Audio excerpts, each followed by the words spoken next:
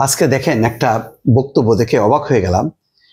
সেই নেপালের সুশীলা কার্কি, সাবেক প্রধান বিচারপতি, যিনি এখন অন্তর্বর্তী সরকারের প্রধানমন্ত্রী, তিনি বলছেন নেপালের শাসন ব্যবস্থা সংস্কারের এখতিয়ার অন্তর্বর্তী সরকারের নেই, এটি আছে নির্বাচিত সংসদের।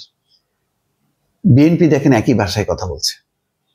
বিএনপি বলছে যে আমরা এই ড্রয়িং রুমে বসে আমরা মৌলিক পরিবর্তন করতে পারবো না, সংবিধান মানে কাটাছাড়া করতে পারবো না, এইটা পারবে নির্বাচিত সংসদ।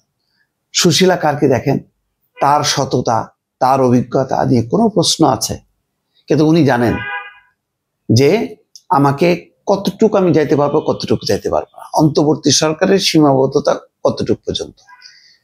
ওই নেপালের বিপ্লবকে কিন্তু উড়াই দেবেন, গণ অভ্যুত্থানকে উড়াই দেবেন না, এটা জেনজিরা অভ্যুত্থান করে পাল্টাই দিয়েছে।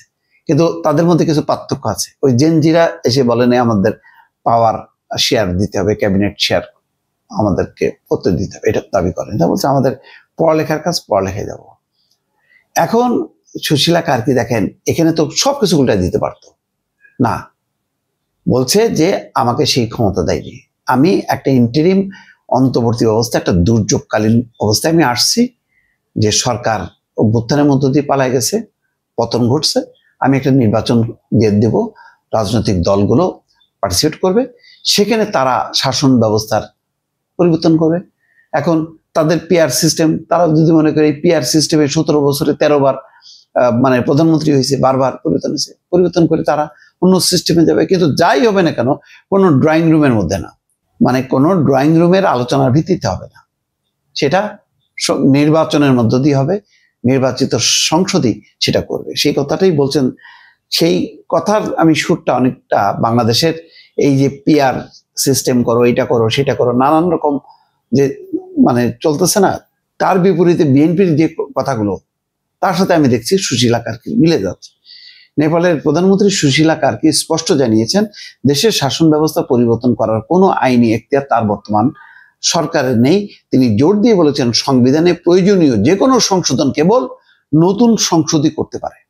সম্প্রতি দেশের যুব সমাজের একাংশ মানে সরাসরি নির্বাচিত নির্বাহী প্রধানের দাবিতে সোচ্চার হলেও প্রধানমন্ত্রী কার্কি এই বিষয়ে সরকারের অবস্থান স্পষ্ট করেন। দেখেন, সেখানেও কিন্তু বলছে যে সরাসরি ভোট হইতে হবে, ওই আঙ্কি ফাঙ্কি মানে পিআর এর বিরুদ্ধে তারা বলতেছে, কিন্তু ওখানে হলো পিআর সিস্টেমে।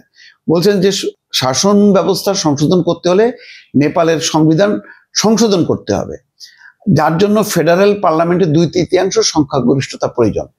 বর্তমানে নিম্নকক্ষ না থাকায় আগামী বছর 5ই মার্চ নির্বাচন হওয়ার পরই কেবল সংবিধান সংশোধনের বৈধ প্রক্রিয়া শুরু হতে পারে।